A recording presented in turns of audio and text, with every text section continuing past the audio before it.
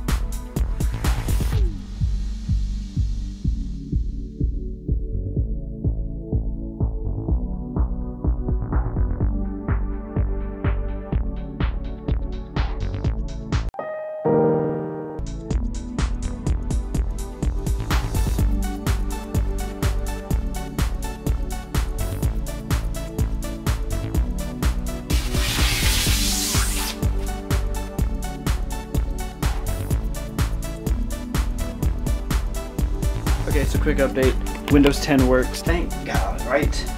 Alright, well, I'll set it up and then I'll show you guys.